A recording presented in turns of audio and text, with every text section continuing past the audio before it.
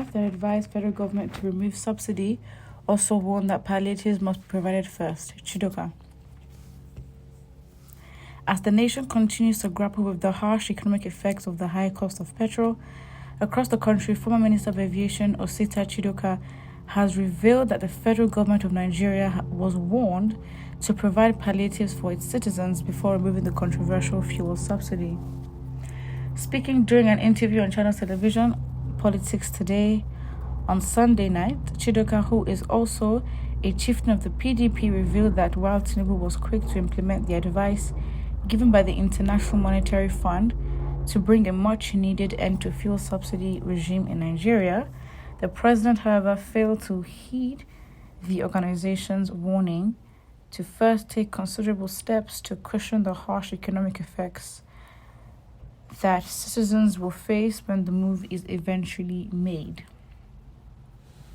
He said, "We are in a very critical period. I heard you mention all the key decisions the president has taken so far. We are talking about the unification of the exchange rate and the removal of fuel subsidies. But all of these were part of the IMF's consultation with Nigeria, meaning that these steps were what IMF advised the government to take. While the Buhari administration didn't have the gumption and capacity to act on the advice, President Tinubu took quick decisions on them." But if you read Article 4 of the report, where they, the IMF, talk about the removal of subsidies and unification of exchange rates, they warned that these steps were going to have a serious effect on Nigerians and there was a need to protect Nigerians from these effects, meaning that citizens are going to experience a dramatic change in their living standards.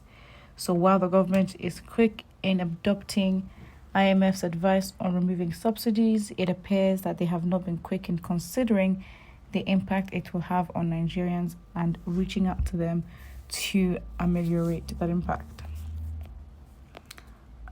It's not surprising. I don't know why this is not news. The federal government has never, ever made a decision that ever considers the citizens of Nigeria. They've never done that. They have just never done that. And the way they make decisions, you think if they have special advisors, I mean, what is the role of a special advisor? Why would anyone be titled a special advisor in government for the president to be appointed these special advisors? Or I think the president appoints his special advisors. And yet you have more than one brain on the table in politics and they're not able to govern their country. So they knew, I mean, whilst Nigerians were queuing for fuel for 1,000 naira per litre, you have your president, Tinubu, flying with obviously his jet because, I don't know if they would make their own jet fuel expensive for them. And now he flies to France to meet with other world leaders talking about economics and trying to better the economics of their respective countries. And so it's like, I don't understand. They pretend to be what they're not to the world and they come home and they're basically they don't care. Well, let's look at what the commenters are saying. To suffer people for nothing is Nigerian politics. No clear direction. Fire brigade approach. All they want is power and wealth. Greediness. Nigeria is cursed with clueless, irresponsible, insensitive, heartless, selfish, and very wicked leaders. They enjoy when the masses are in pain. It can never be well with you.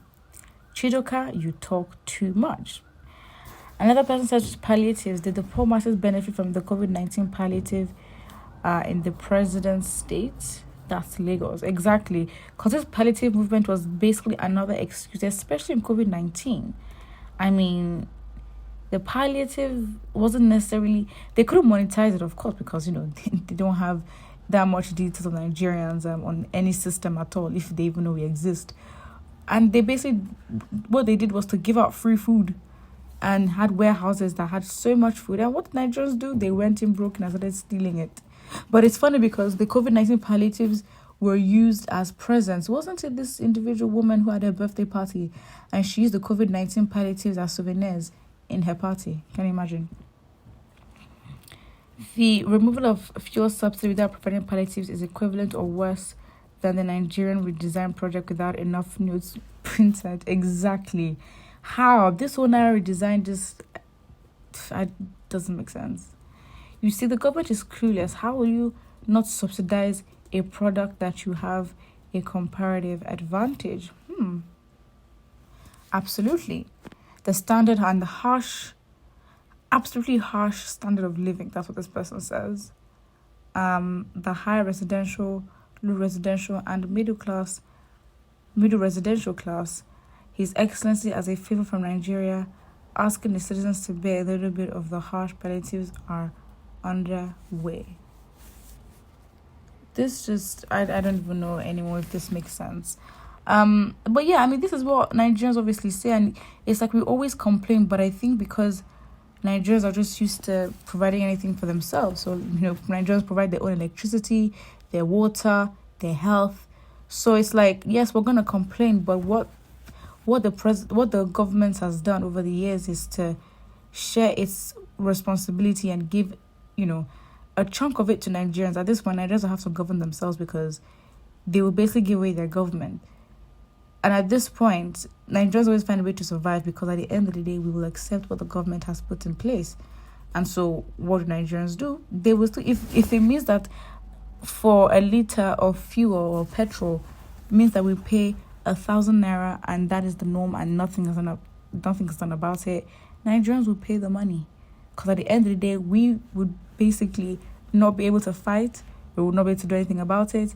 And because we are used to always bailing out ourselves and having to accept the policies that don't necessarily favor us, we're used to bailing ourselves out. So for this government, they can make decisions that they want for themselves, for whose benefit, for their benefit.